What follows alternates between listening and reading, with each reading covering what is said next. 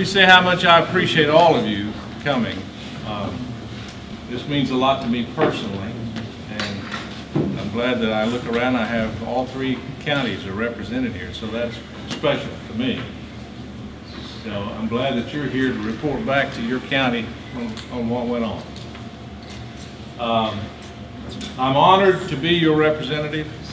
Never in my life did I think a little country boy like me, born to a sharecropper, would ever grow up to be a state representative in the Tennessee House, but I guess stranger things have happened. But God has a plan, and we're going to do our best.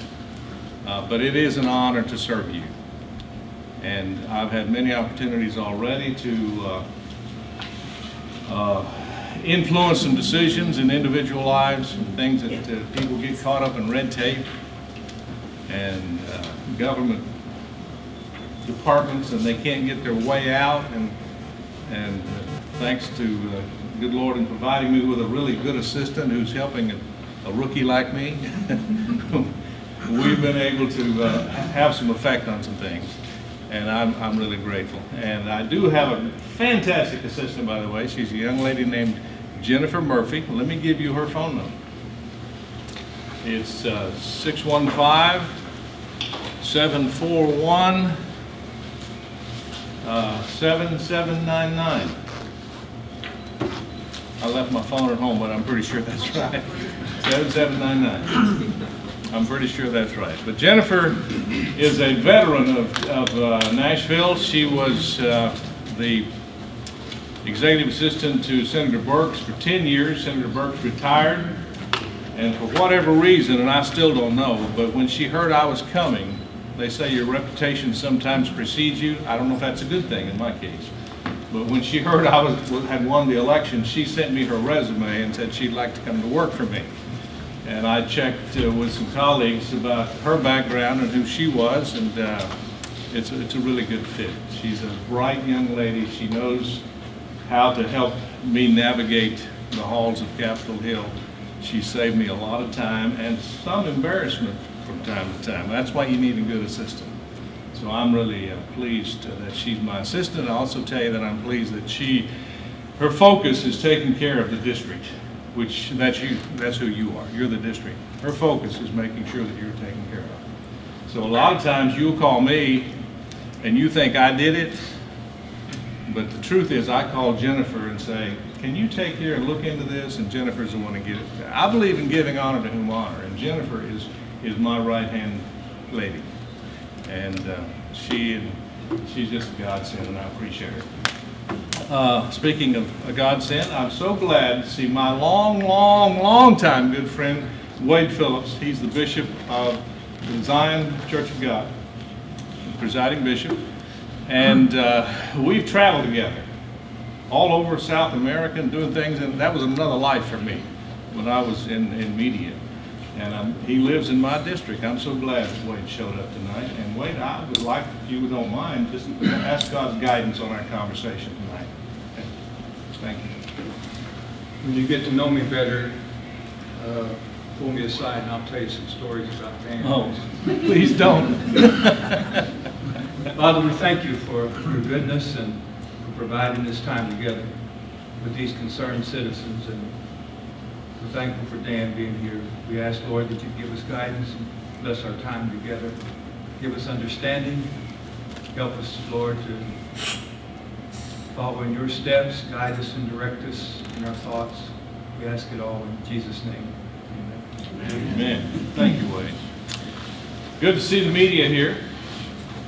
So if you don't want to be quoted in the media, you probably don't want to say anything that sounds real ugly. But good to see my friend back there. If nobody else is going to do it, let's give him a cheer for being here. Also good to see Adam Moss, teacher at Arnold Elementary. Adam invited me over to spend a half a day or so at Arnold the other day. Spent some time in the classroom, and I was just so impressed.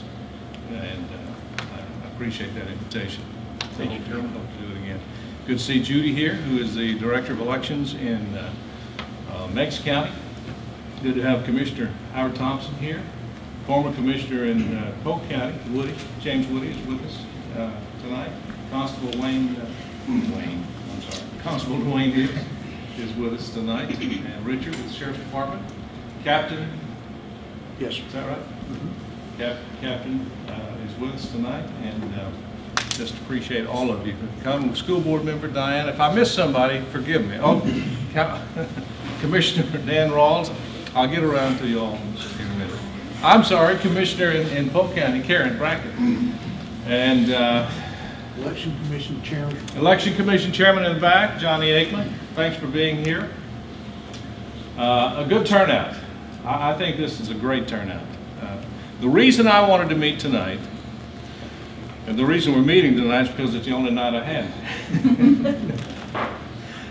Session starts, our special session starts on Monday. Yesterday I was in committee meetings all day long. I have been assigned to the Government Operations Oversight Committee. Senator Bell chairs that same committee on the Senate side, and we usually meet jointly, so I was in a joint meeting with Senator Bell yesterday. I'm also on the Local Government Committee and on the Local Government Subcommittee. Then I found out yesterday I'm on the Government Ops Judicial and Government Subcommittee, and I vice chair that. And I'm on 2 other subcommittees that are under the Governmental Operations Committee, so that puts me on 6 committees. And I told the speaker that I think they looked at my resume and discovered I was retired and said, let's load him up, because they're about to kill me. But I'm having a good time. But I just wanted to come and listen. I don't really have a speech. I really don't. I thought about it a lot today about preparing some remarks, and I thought, well, I'm there to listen, so why do I want to give a speech? I'm here to listen to you. I want to know what your concerns are. You've been listening to the media. You know what we're facing in the legislature coming up. We have a special session on Insure Tennessee. We have other issues that will be coming up after the special session, probably February 9th. And those issues will run from education to transportation and everything in between. And a lot of things on the table. So I've come tonight asking you to just share with me what's on your mind, and anything's on the table. If I don't know, I'll tell you. My wife thinks I'm the smartest man in the world, and I've got her fooled, but I'll tell you the secret. I don't know everything. But I do know enough to find somebody who does know what I don't know. And that's usually how I've got along in life. So who wants to start? Tell me what's on your mind today. Let's just throw it out there. I know the special session, surely somebody's got this on their mind. The special session is Insure Tennessee. Go ahead and tell me what's on your mind. Sure. Tell me your name if you don't mind. It's John Anthony. I'm a new guy in town, so you wouldn't know me. We just moved here not too long ago. Well, yes, about Insure. Do you want to stand up or something? Can you guys all hear me? Can you hear? Did I shout enough? Yeah. Okay. Insure Tennessee. Concerned about it for many reasons. Grants, strings attached to grants. Every government program involved with Medicare, Medicaid, and Obamacare is kind of going downhill financially. Why would this be any different? But there's another question, and that's this. There's been a lot of different studies done, but there's a particular one over 5 years by the Manhattan Institute of about 893,000 people, and here's what they said. If you had private insurance versus no insurance at all, and you went into the hospital and had surgery, the chances are 74% you're going to die. 74% more will die than if they had insurance. If you had Medicaid, 97% more will die than if they had no insurance. Cost-wise, if I go in the hospital and I have no insurance at all, it's going to cost me 4% more than if I had a good private plan. If I have Medicaid, it's going to cost me 26% more than if I had a good private plan. Why is Medicaid even an issue? Why are we even talking about it? Why are we talking, I mean that, expanding it? Why wouldn't we just stay as far away as we can get? Well, the best answer I can give you is that this is a proposal from the governor himself. It's an administrative proposal. Had it been left up at this point, I can tell you this, my impression is, had it been left up to the legislature, it would not be on the table this year.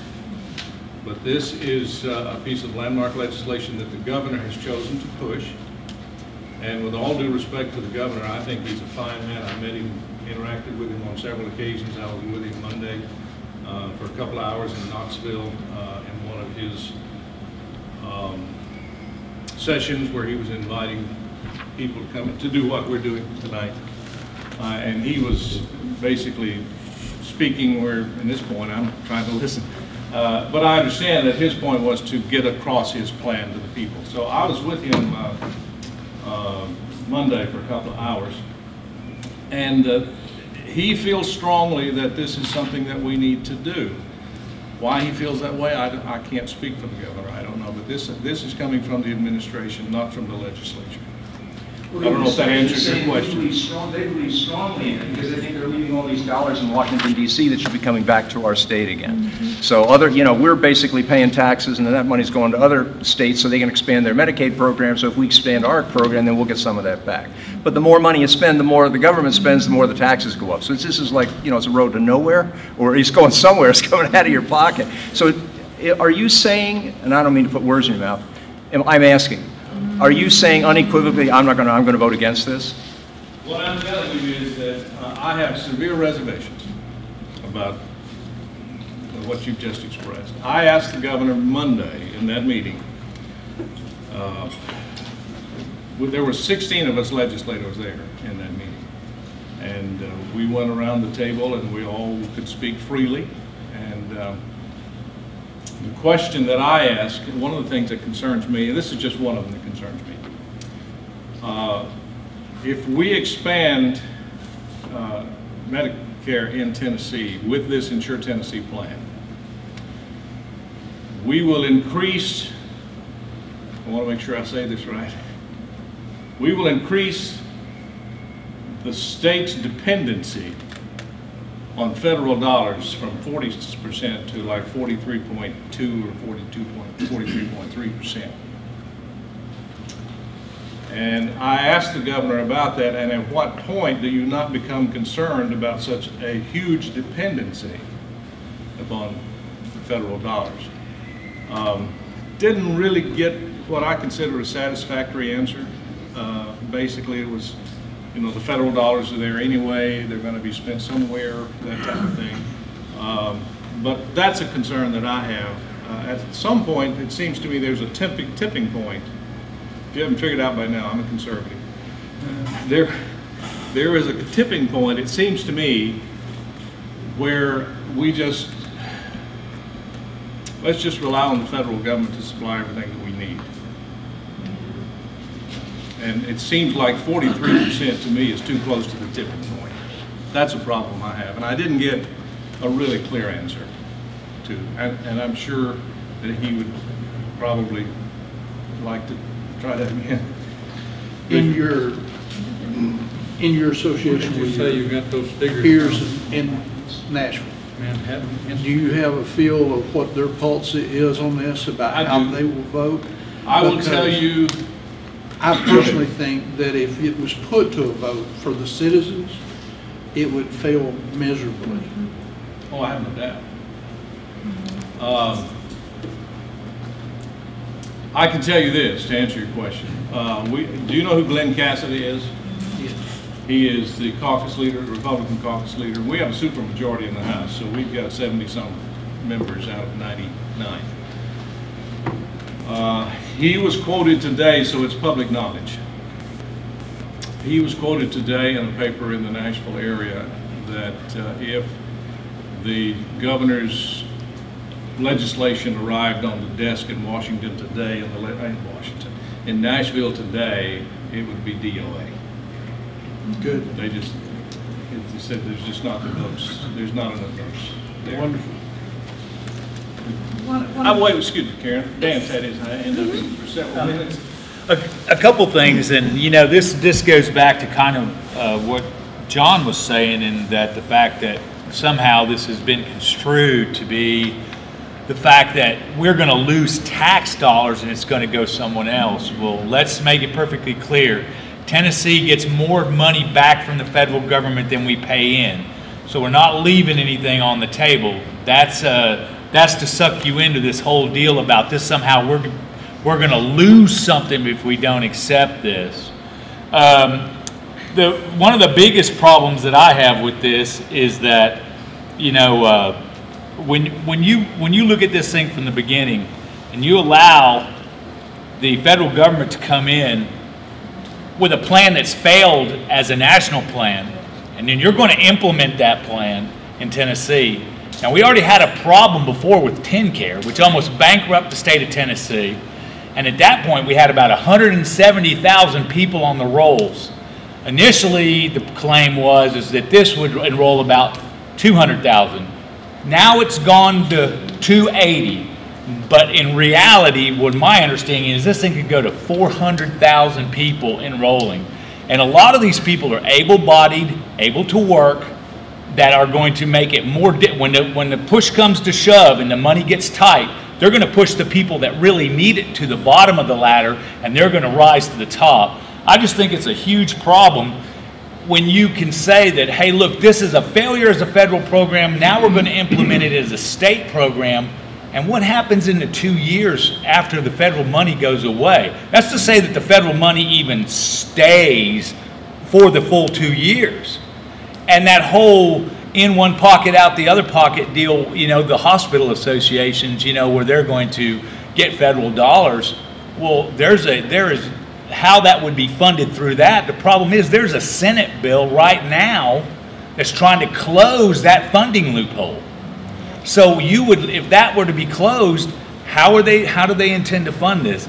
There is no way, in any way, shape, or form, that this is a good idea at all. I can't see anything that would make anyone think, unless you benefit from it personally, like you're in the hospital business or something like that. And I think I'm pretty sick of seeing the taxpayers bail out banks, hospitals, you know, and car companies and everybody else. It's ridiculous, and you know, this is something that we just don't need. First of all, I wanted to say that I talked to Senator Mike Bell, and he is voting against this. Today? I talked to him yesterday. Yeah, I talked to him. And he is against this, and he said I could say that. And Governor Haslam, one of the selling points for this expanded Medicare is a whole lot of money and a whole lot of jobs. Has he explained how he intends to, how we're going to get all this extra money and all these extra jobs by bringing in this expanded Medicaid? I mean, he gave astronomical predictions about the amount of revenue that this would generate for the state of Tennessee and the amount of jobs that this will generate for the state of Tennessee, but he doesn't say how those jobs will be created. I think that's a part of the concern from people like Foundation for Government Accountability, National Foundation organization. They were involved in one of the day-long seminars that I attended in Nashville. That's some of the concerns of the Beacon Center. Right. They had some very good information. It's long on, I want to use their terms, okay? This is not me now, media. This is, I'm quoting them.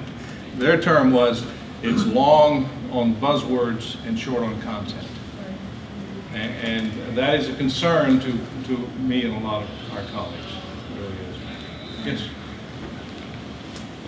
I'm here to get information, but I just wanted to get a little clarification. Sure.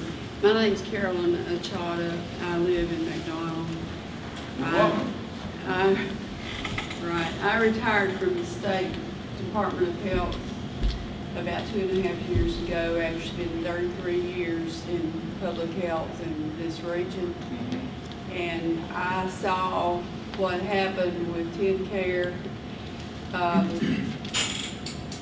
And my question is, now I'm just kind of putting together pieces of what I'm hearing here and there, but what actually does the governor plan to do with this money?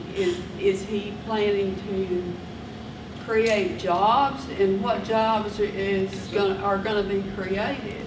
As I understand it, and some of you who have studied this more than I, you may be able to jump in here, but a good share of this money would be used as vouchers. You know what a voucher is? Yes. Okay. It's free money. Yeah. And as I understand it, I did some more reading today, and when you're where I am, you want to get it right. You really do. You study and you talk to people. You really want to get it right. But as I understand it, you remember back in, was it 05 when we kicked so many people off of TennCare? Yes. Those people, you know who they were? They were the single working individuals with no children, single people who had no children, who had jobs. That's the people that are primarily going to be reclaimed under Insure Tennessee. 9 out of 10, according to the stats that I've seen, will be those people who will be come back in and be insured under Insure Tennessee. Well, they may be working in situations where they can't get health insurance, or if private insurance is available to them through an employer, the premiums are too high and they don't want, either they don't want to pay that much or they can't, one of the two. So there is one caveat in it, and I heard this debated. It got to the point that my mind just got scrambled. But if a person, a single individual like that, who's working, have no children, and they're single, and they are working in a situation where they actually have insurance, but they are making enough money that they're 138% of the poverty line, which is about $16,000 a day, something like that. Then the employer can opt to reduce their contribution portion to that person's insurance premium, and then the government would stand up and give a voucher and say, here, we'll pay the rest of it. I don't know. I want to know what you think. it's a move towards national health insurance. And I have made several trips to the UK where they have national health insurance. And I've noticed, I mean, I've talked to a lot of people on those trips and learned how it works there. And the concern amongst people who live there all their lives is that their government's going to run out of money because people move in there from other countries. And automatically they're eligible. But where else is that And, Right here. yeah, right. So, and the government is printing money. That's the one of the big problems. We're just printing money. The states don't have that option, but you can print so much money to the point that it's worthless. yeah, right. And that's another concern. Yes? ACA has subsidies available to people who are below 400% of the poverty level, sliding scale, unless you make more you get. They could solve the problem. They could solve the problem if they just made the subsidy at 160 or 138% of the poverty level for Tennesseans 100%. You're in the same place. The difference is it's federal, and now they've shifted it over to the state. They want the responsibility on the people of the state of Tennessee, and we don't need it, and we can't afford it.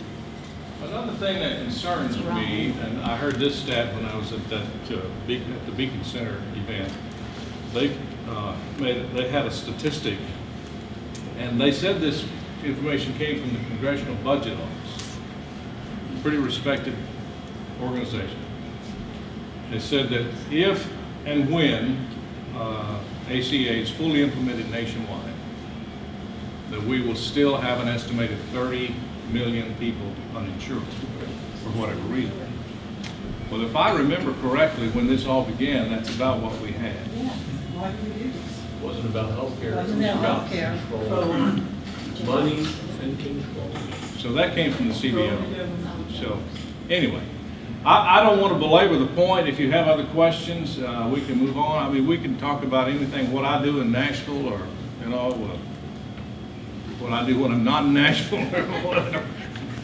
Diana? If we talk about that subject, and I've got another issue. Go right ahead. We can always come back to it. that I'd like to ask for you to advocate in your position in Nashville. And I have some notes here that I want to leave with you so the points will get across. But one thing, first off, I'd like to thank you for giving our community this opportunity to speak to you and to carry our message to Nashville. I think it's very important. I want to talk to you about 5 issues that directly impact the children in Bradley County schools. And the first one that I'd like for you to advocate for is full funding for the BEP. That's on the agenda. Our school board attorney has written a letter, which I'm going to give you a copy of, that fully explains our reasoning for asking for full funding of the BEP. The Bradley County Board of Education, along with other districts, agree that the state is not meeting its constitutional obligation to the education of our children. And I would like to leave you with, I'm going to leave you with the letter, but in this letter, there's one summary. There was the review committee just finished a total review of BEP 2.0 November the 1st, 2014, which was about 3 months ago. And the state, and they found that the state is still failing to account for the true cost of employing teachers. There's an issue with the state requiring school districts to provide insurance for employees for 10 months. And now with the new Affordable Care Act, you know, the local school district has to pick up that other 2 months. And then also this review committee found that the state is underestimating the average cost of teacher salaries by $10,000. So those were 2 specific points. And, you know, when you talk about full funding of the BEP, if you can't do it all at once, if we could just start chipping away at some of those issues. I know the insurance issue is a real strong draw on funds from local school districts. And right now, you know, we're struggling with funding. There has been some conversation already about the BEP. In fact, I'll tell you this, I was in, you know, when you get elected, it's amazing what kind of an orientation you go through. I mean, you've done some of that, I know, when you were elected to the school board. When you get elected to the House, man, they just cram it. My brain's tired. But anyhow, I was at a 2.5-day seminar at UT Knoxville, and we had some of the best minds there. They're recognized nationally as economists. And they weren't there advocating one way or the other. They were just telling us, this is how it works, this is where the money comes from, this is where it goes, this is the BEP. They gave me a complete history of the BEP, the lawsuit, they knew it all. And it was just information, they weren't advocating. And you talk about an opportunity to learn, it was great. But I got a good education on BEP, and it is, I do know that the gap between the urban and the urban schools, the urban and, I'll think of rural, there you go. Urban and rural schools got pretty wide there a few years back. There was a lawsuit. They tried to level that out as best they could. I heard rumblings this past week that that gap is beginning to get a little wider and that there are rumblings of another lawsuit. I don't know, but... well, any opportunity that you can get. I know you're not on the education committee, but not this year. Maybe next time. Yeah, considering Beverly's a teacher, I would hope that you would take that in. By the way, I get a briefing on education every day. So it's not like I'm not like I don't know what's going on in the classroom. Because my wife is very well learned on what's happening in education. Another issue that's just going to be a hot button topic again is the Common Core State Standards. And I would ask you on behalf of Bradley County Board of Education to support policy changes. There are several, go ahead. I think that the governor is looking at that strongly and really questioning, you know, what he did. Don't get me wrong, this Board of Education that I serve on is for high standards, but to clone what I've said all along, it was just too much too fast. And I think the governor is realizing that. He's done a few things. He's initiated the Tennessee Teaching Evaluation Enhancement Act, which is going to lessen the impact of the achievement scores on the teacher evaluation. And then also he's advocating for local school districts to have more discretion in how they factor student achievement into employment decisions, like promotion and retention and termination and compensation. I'd like to give the governor credit in this area. Like I said a while ago, I highly respect the governor. We don't always agree on policy. But, you know, I have friends like that. I really like them, but we don't agree on policy. I have some that are really good friends that we don't discuss politics, but we like each other. I guess I would say that I really like the governor. He's a nice man. I don't think he has a vile bone in his body. But there's some policy things we just don't agree on. And Common Core, again, there's But I'm going to give him credit that he did step back because he realized that education was the lightning rod last year that Insure Tennessee is this year. And he took some steps to alleviate that pressure, and one of them was put up the website, and there have been thousands and thousands of comments from educators like yourself, and they're going through that. They're looking at ways to engage. One of the things that I shared with the governor's office, not with him, but the governor's office, look, you've disenfranchised the educators in Tennessee, people who are in the trenches, like my wife, who are working every day. They know what's going on. They know the problems of education, and you totally disenfranchise them. They feel like they're not wanted and not needed, that their opinion is worth nothing. To his credit, he has taken steps to alleviate that and make them feel more inclusive, and I think he's done that by design, as he should. I think there's going to be some things come before the legislature after we get out of special session that will be, I think, some good things. You'll see some negotiating between a House bill and a Senate bill to make it a Tennessee standard, and I don't think it'll just be a rebranding of Common Core. I really don't. It has to be. I hope it's not. Well, understand, if you do not align your standards with with Common Core, you will lose your No Child Left Behind waiver. So they can put a new name on it and they can swap a few lines around, but at the end of the day, they have to align with Common Core, or we will lose our No Child Left Behind waiver, which means millions of dollars in federal funding. So that's where we bought into the strings of this policy, and we can't get out. There has been not one state truly get out of Common Core, and the one state that tried to, which was Oklahoma, they lost their No Child Left Behind waiver. They were penalized $23 million.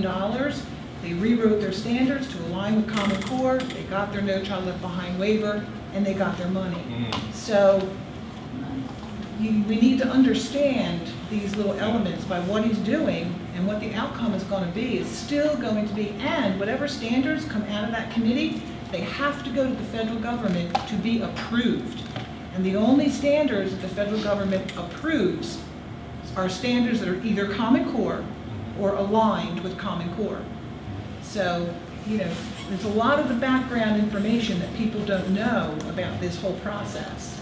I've not talked to any, back to your question a while ago, Diane. I've not talked to any educators. In fact, I talked to a principal in Bradley County just yesterday, and she said everybody is for higher standards. I think that's true. So I think that's a place where we want to begin.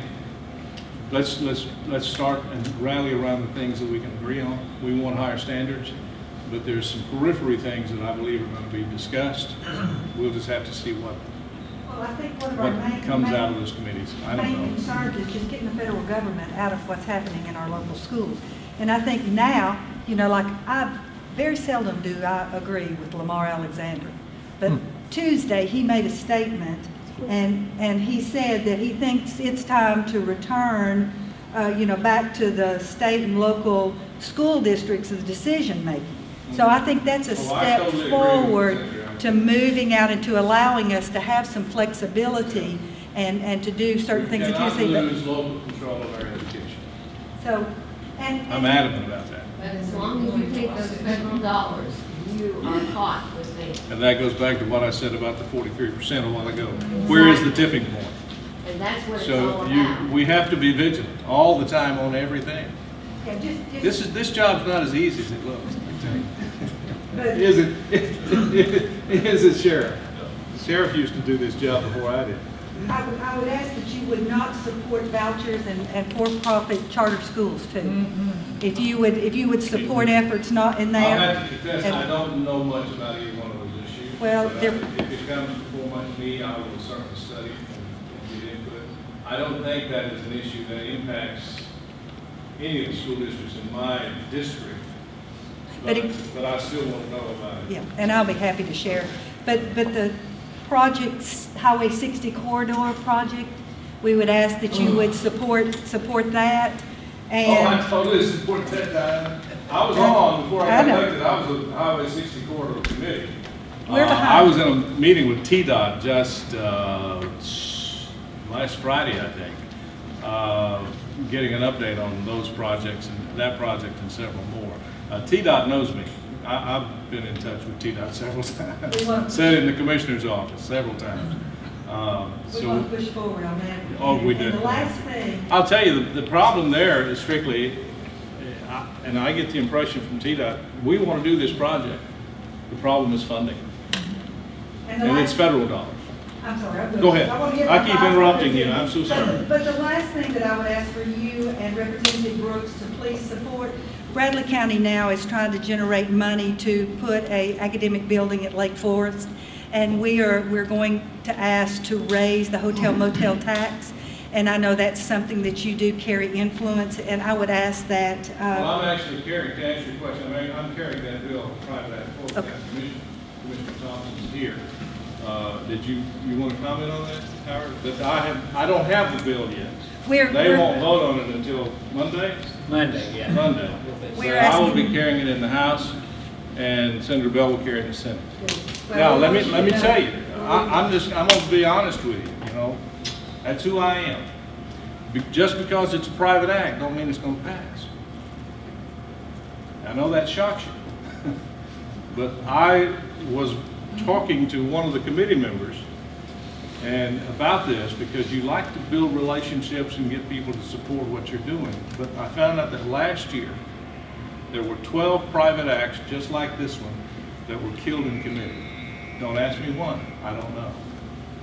But it's my job to take the recommendation of the commission, take it there, try to get it passed and lobby for it because it's my community. And I'll do my share, and I just hope the committee don't kill it. In terms of your 43%, keep in mind, just always think of federal money as a narcotic. The more you do, the more you gotta do. And that's the problem with federal money. It's a narcotic. And we are hooked. On that drug, right? We are hooked. I need a fix. All right, I saw you had your hand up. Yeah, we got a pile of money over there that nobody talks about. Talk about it. I believe it's about 800 million or something like that. Talk about it. I believe that's lottery money. Lottery money. I remember back when they voted on the lottery here, why, we had a representative here that, at that time, was Mr. Newton there, that I think sponsored part of that bill, or co-sponsored it, but we were in a meeting, and of course they had lottery for higher education. And we were in a meeting, a national meeting, or a regional meeting at the Holiday Inn, and I asked the question, I said, why did you put all of the lottery money for higher education? I said, why didn't you put a little bit of it into 95 counties for brick and mortar for these schools or whatever? He said, well, we'd have to rewrite it over again. I said, get to writing. But anyway, we're sitting over there, they got 800-something million unclaimed money there that they're still talking about higher education. We've got 95 counties, and that's being one of them that needs money. We got to have money, $12 million or $18 million for Lake Forest over there. Mm-hmm. And $800 million would go a long ways in 95 counties. But you really need 18 million, right? We need 18 million, right? But, 12 for the county school and 6 for the city. But if they give everybody $10 million, why, they could, each county, that lottery money, instead of sending it to college. They never think about the taxpayers down here that have to fund local schools. I'll tell you, education is the most important thing we do as a legislature in Nashville. Funding education, creating an environment so teachers can do what they do, creating a good environment, safe environment for the kids to learn. It's the most important job we have. If we don't educate our kids, everything else falls away. If you don't have an educated population, you don't have economic development, you don't have industrial recruitment, you don't have workforce development, you don't have quality of life. So everything starts with education. And so I'll be an advocate for education, plus my wife's a teacher. And I would have liked to have seen, and it didn't happen, and it's not that I don't support the governor's Tennessee Promise. I think it's a great idea. And let me talk about Tennessee Promise briefly, because there's a lot of misunderstanding about Tennessee Promise. Does anyone here know what Tennessee Promise is? 2-year free education. 2 years of free education. At either a 2-year college or a technical school, like Athens, technical school. But there's a lot of misunderstanding about that. They think we're just going to give everybody a bunch of money and they're going to go to a 2-year school and get an education, get a 2-year degree. It doesn't work that way. The Tennessee Promise money is what we call last money. And it does not involve tax money. I know that's hard to believe. It does not involve tax money. But a student has to, I'll let you talk. A student has to exhaust all of their grants. They have to exhaust their Pell Grants. They have to exhaust every means, Rotary grant, they have to try for them all. Once they do that, then if they keep their grade up to 2.5, then they qualify for the Tennessee Promise grant, and the average grant is $700. That's the average grant. This money from the Tennessee, to fund the Tennessee Promise comes out of the surplus that is in the lottery fund. The lottery, people spend their monies to buy lottery tickets. That's where that money comes from. That's the difference between the Tennessee Promise plan and what our president advocated after he came to Tennessee, and let's just give everybody a free education and raise taxes to fund it by $60 billion. That's the difference in the way we do things in Tennessee and the way they do things in Washington. But I would have, good point. I would have liked to have seen, if they're going to dip into the surplus of the lottery, I would have liked to have seen them spend some money on K through 12. That would have been my preference. It's not that I don't want the other people to go to college. It's just that we have so many needs, K through 12. And you're on the commission, Diane, you're on the school board. You know what those needs are. And we just have to be creative, I guess, and come up with the money. And I commend the commission for trying to find a way to do that. And we'll carry that bill to Nashville and see what happens. Is there another, have we exhausted everything? Adam? My comment was very short and very sweet. As Dan mentioned, I teach. I've been teaching for 7 years now in Cleveland City. Does a fabulous job, by the way. I was impressed with his teaching. Today we played musical chairs with dividing decimals. Diana brought up something in my mind about the standards. And I know one of the things you mentioned was the standards review process. I've had the chance to actually log in and critique the standards that I teach in my classroom. And I've lived through this transition from where we used to be to where we are now. As a classroom teacher, I like what I'm teaching. I see the results of my kids. It's working. My preference as a teacher would be to let that process of standards review run its course, make recommendations and make changes where appropriate. Because I made comments of where I think some standards could be strengthened. I will say I enjoyed being in Adam's class so much, and what struck me was how much fun the kids were having while they learned, and they were so well disciplined. That's not what we hear in the media. It was the antithesis of what we hear in the media, in fact. And I had fun watching, and I learned a few things too. I learned that you can play tic-tac-toe on a whiteboard and learn how to divide and subtract, and multiply, and have fun at the same time, and it was very educational and very creative. Very creative. Dan. You know, there's something else too that concerns me. Last year we got an anti-annexation vote where if the city wanted to annex anyone that was involved in that annex, that they would have the right to vote in a referendum.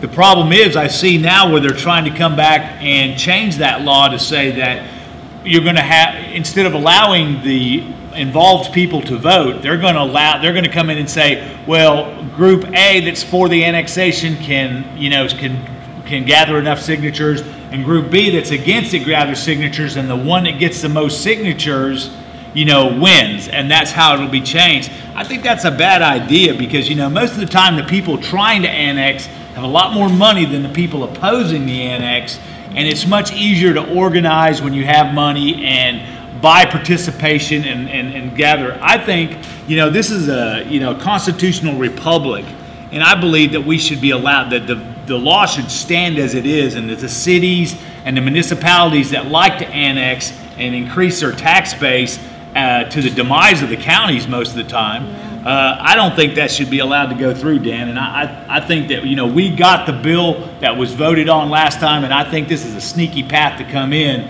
and take away authority from the counties by allowing the cities to change their... It's just out. Yeah, it's just out. Can you send that to me? Tennessee Municipal League, don't the counties have an organization that you work through? Don't you have a county CTAS? Have you talked to CTAS about it? I haven't heard anything from CTAS about it. I just saw the bill proposal. I would suggest that you make CTAS aware of it and ask them to represent your interests in that, because but you guys, it probably it will come to a vote to y'all. So I mean, that's something you need to know. Oh, I know. And they're an insurance company, and they sell the lowest liability insurance to the municipalities. Yeah, I know who CTAS is. No, he's talking about municipal. Oh, municipal. And they have been against. They want forced annexation. Yeah, I know who they are. If you'd send me that information, I'd appreciate it. Okay. I'm really surprised that the gas tax hasn't come up. Want to fix that? How about that? Don't bother. Let me go back before we talk about that. So I would assume, and my reason for being here tonight was to get your input. I would assume that, almost without exception, no one here supports the expansion of Medicaid and Medicare in Tennessee. Am I correct? Would it be 100%? Everybody's shaking their head. Okay. Well, that seems to be what I'm getting in all three counties. That seems to track. And I have ways of finding it. I have ways of knowing.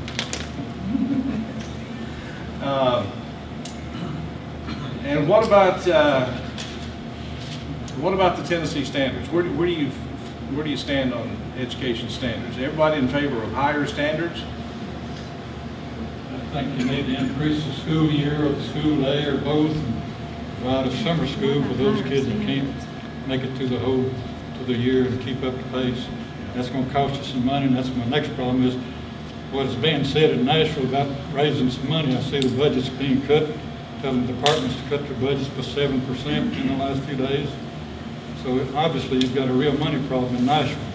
Actually, revenue's up this year, but the governor has asked the departments to present a proposed 7% cut, I believe is what he told us in our meeting the other day.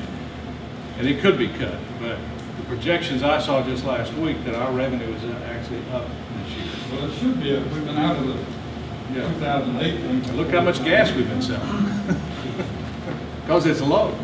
It's not a good job that needs to be done, obviously. I think the issue with the standards is that it is not just an issue of the standards. Common Core is a much bigger issue than the standards. And that's where everybody tries to keep you focused on, oh, it's just standards, but Common Core is a lot more than just standards. So our issue with Common Core is more than the standards. It's, the testing that it drives, which is what is basically the testing. We got out of PARC which is a federally funded organization. Park and Smarter Balance got $360 million from the federal government to create standards for your children. And we hired a company named Measurement Inc. But if you look at Measurement Inc., they are nothing more than a front for Smarter Balance. So what we did was we got rid of Park, one of the federally funded consortiums, and we brought in a front group, Measurement Inc., who has contracted with AIR, which is the American Institutes for Research, who is a behavioral research organization. They're not an assessment organization. AIR and Smarter Balance are partners, and AIR just purchased for the state of Tennessee in Utah their Common Core aligned assessment. So we hire Measurement Inc. They contract with AIR and Smarter Balance, who then went to Utah and for $2.3 million for a 3-year contract, that's $2.3 per year for a 3-year contract, they purchased Utah's Common Core assessments for the state of Tennessee. And I have a copy of that contract. So these are the problems with going on in education. You know, we're being lied to, we're not being told the truth. There's a lot of wheeling and dealing going on, and it's our children who are going to pay the price for all of this. So what I'm hearing you say is we want higher standards, but let's try to find a way to disengage ourselves from the federal government. Yeah.